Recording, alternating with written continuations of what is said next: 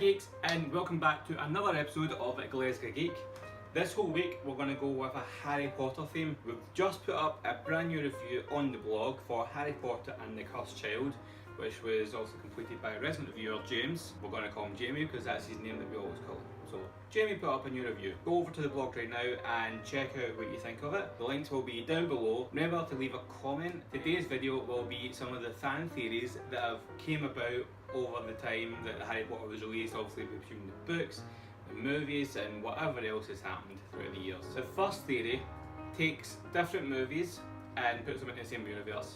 So first off, Mary Poppins is actually a witch. Bear with me. Basically, Mary Poppins, if you've not seen the movie, is a nanny that comes with magical powers as such, floating in a cloud, and does a whole load of things to try and brighten up the kid's life. Story goes is that she was a wizard, a witch, sorry, at Hogwarts. She obviously graduated, done whatever she had to do, but decided to go back into the Muggle world because she was a half-blood. In the Muggle world, she became a nanny, helped out those that needed it most, and obviously she had a bag that could hold anything. The same way Hermione had a bag in Deathly Hallows that could hold anything. Had a wand inside her umbrella, same way that Hagrid did in the first book, obviously so that the Muggle world didn't catch on that she was actually a witch, because that would probably blow the whole secret thing, wouldn't it? There's also within Mary Poppins is Dick Van Dyke character Bert, who will go with the idea that he's a squib. Because obviously, if you remember within Mary Poppins, there's a scene where he's drawn the chalk pictures and he tries to take the kids into the chalk picture, does a wee bit of tap tap tap, doesn't work. Next thing we know, Mary comes along, tap tap tap, right in there. So he's either a really bad wizard or he's a squib. I like the idea that he's a squib. So he knows about the whole wizarding world, he's probably pals with Mary, and that's why she can talk to dogs, so maybe not a dog, maybe that's someone that's been transfigured. Everyone's floating about the place, you've got a bottom bag, like I said. So, Mary Poppins in the same universe as Harry Potter, I could see it happening. Keeping in line with that one, there's also a theory that Willy Wonka and George Weasley are actually the same person. Obviously, if you've seen Willy Wonka and the Chocolate Factory, you know that Willy Wonka himself creates these fantastical, different, weird creations that you would struggle to do in real life.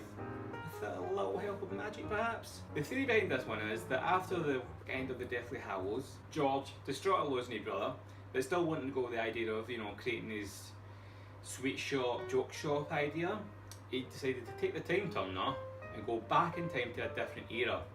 Because obviously Charlie and the Chocolate Factory, Willy Wonka and the Chocolate Factory, they're all set in a different time. Similar to ours, but obviously not the same one. Anyway, he went back in time and set up the Willy Wonka and the Chocolate Factory, which, as we now know, created all these magical things, including a whole kind of forest that was all edible. Which again, I don't think you could really do unless you had a magical ability. There's also calls, Gene Wilder's character Willy Wonka and George Weasley being very, very similar, both with their ginger hair and their eccentric taste in fashion and just being kind of crazy. I like that one. I like how Willy Wonka is George Weasley. I can see how that can happen. And obviously the Oompa Loompas, they're obviously just some sort of magical creature that we never saw in the book, but you see in Willy Wonka's movie. Moving on from that, let's take a step back further in time and look at why the wizarding world have to hide. The idea goes is that muggles and wizards, or the wizarding world, had a massive battle back in the Middle Ages. And this is the reason why all the wizards and witches have to hide today. It's also a reason why, you had 4 witches and wizards that could create this massive school with all these hidden places with this masses of magic, and then even the most powerful wizard of today, Dumbledore, probably doesn't even match up to a tenth of what they were. So, story goes is that back in the Middle Ages, both of them had a fight. Muggles won, and they ended up kind of deleting a lot of the wizarding world's knowledge from history. All the wizards kind of took a step back, hid themselves, obviously they had the power to do that, hid themselves in plain sight, if you will. But at the time, the Ministry of Magic was created. Obviously it wouldn't have been known as that back then, but it is now. The Ministry of Magic is basically a ministry like anything else within the British government. It reports directly to the Prime Minister. And that's why, when throughout the book, the Minister of Magic himself has to go to the Prime Minister and report on different things, such as Sirius escaping from Azkaban, a massive, killer on the loose. Wouldn't look good if the Prime Minister didn't know about it. Same in Goblet of Fire, he had to get authorisation from the British Prime Minister to allow the dragons to enter the country. Now you'd only do that if you report to the Prime Minister. So that's where the theory comes from. The Minister of Magic reports to the British Prime Minister because the Muggle world basically owns the Wizarding World's ass. If we take that theory a wee bit further and say that the Wizarding World is real, then the story goes that Rita Skeeter, the flouncy reporter for the Daily Prophet, is actually J.K. Rowling. I know, bear with me. The story within this one is that Rita Skeeter was fired from the Daily Prophet, got really mad at the whole Wizarding World, and basically left and decided to blow their cover. So she came into the Muggle world, wrote a book, Harry Potter, which would basically out all the Wizarding World's different hidden areas and different hidden things that it can do. The only thing is, the Muggle world took it as a work of fiction. Obviously Harry Potter started to roll in, she released more books, she got more famous, and being Rita Skeeter, she got involved in that fame and the riches and more than trying to out the Wizarding World, and just decided to go with it. There's also the idea again, perhaps the Wizarding World is real. J.K. Rowling isn't Rita Skeeter, but she is a witch, a half-blood witch at that. So she goes back into the Muggle world, and she basically, everything that happens in the books actually happened for real. Harry Potter's a real person, Voldemort's a real bad guy, they both met, they fought, they defeated each other, and everything in that is real. Again, she wasn't looking to try and put this one out as, you know, outing the Wizarding World, but she knew that the Muggle world, being as we are and naive as we are, would take this as a work of fiction. And again, Richie's fame, all that caught up with her, and she just went with it and has continued going with it ever since. Moving on to a different line entirely, there's also been the stories and the theories that Harry Potter just dreamt the whole thing up, and at the end of the book it was just going to be a case of him waking up inside the cupboard underneath the stairs. Basically the whole thing was going to be a kind of lost mind fuck, for want of a better word. We're not going to discuss that one in this video because obviously everyone has thought about it at some point or discussed it. But moving forward, let's get back up to kind of more present times within the Harry Potter universe. Also, Voldemort used his powers to create a Horcrux. Now, Horcrux has never been fully discussed as to how it was created. That's where the theory comes in. You need death, obviously you need to kill someone for it to happen. You also need a wee bit of magic, and something else that was never discovered. What if that something else is cannibalism? Also, cannibalism is one of the most horrible things you can actually do to anyone or even think of. It's the act of eating human flesh. What if, create a Horcrux, you have to murder someone and then eat their flesh, and that created the magic that let you split your own soul into another piece? Because the human body, the human soul, and the human persona couldn't think of something so heinous an act that it would actually split you into, or in Voldemort's case, 7. And that also kind of takes us into why Harry Potter, he was a Horcrux, but he wasn't a full Horcrux. And that's because Voldemort never completed the cannibalism part of the ritual. Now, if we run with that one, and we decide that Harry is a Horcrux, which we all know he was, and if we take into the fact that Horcruxes kind of bring out the most evil in someone. Look at Ron Weasley when he had a hold of the locket within the Deathly Hallows. He turned into a sort of golem creature from Lord of the Rings, you know, my precious, you know, don't touch me, this is evil, I'm, you know, all that came out of him. If that's the case, and Harry was a Horcrux himself over all the years, then it might explain why the Dursleys were so horrible to him. Because Harry himself were bringing out the horribleness of them, and that's why they were nasty at him, because they saw him as pure evil. They might not have been wizards or witches, and obviously they were pure muggles, but obviously that still affects. I mean, look at Dudley with the Dementors. He couldn't see them, but he could feel the happiness being ripped from his soul.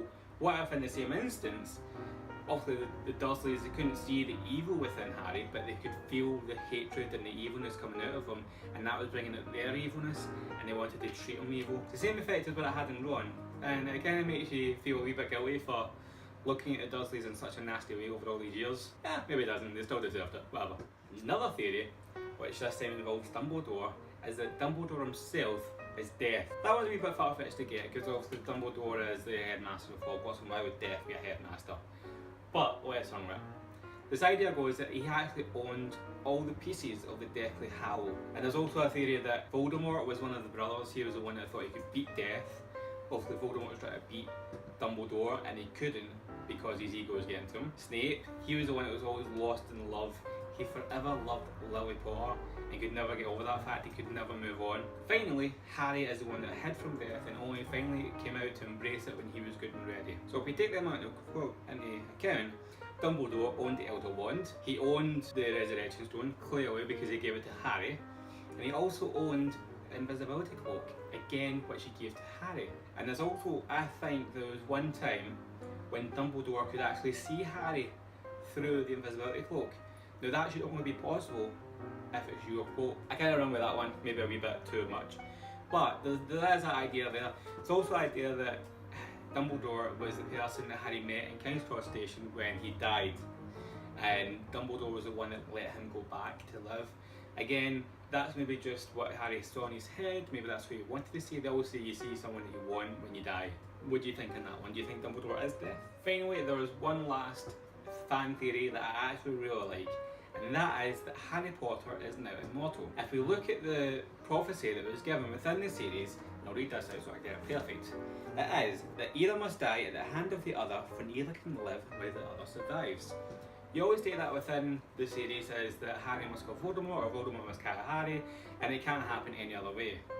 But what if we expand that a little and say that once Voldemort's dead, no one else can kill Harry, because only Voldemort would have been the one able to kill Harry, and now Harry is immortal because he's not around to be killed by him. It also kind of adds to the struggles and life that Harry has, that he's always kind of seen as the one that has to go through it all and put up with everything, and now he has to live through it even more again to see everyone round about him dying. Obviously I know that within the series he does get older, but who's to say he would just keep getting older and frailer and frailer and frailer and frailer, or he could get to that certain age where he just stops dead and that's it. It could also be the fact that maybe no one else can kill him apart from natural causes, which means basically you're immortal and you can go out there and face the world knowing that nothing will kill you, or no one will kill you, that's for sure. So I like that wee theory. It does mean it allows the Harry Potter franchise to continue on forever, but then I think J.K. Rowling's done a damn good job of keeping that one going. There you go guys. If you liked this video, make sure to check out the sources in a box down below, and also make sure to give us a wee like if you did like it, and if you haven't already, subscribe using the subscription button wherever it is.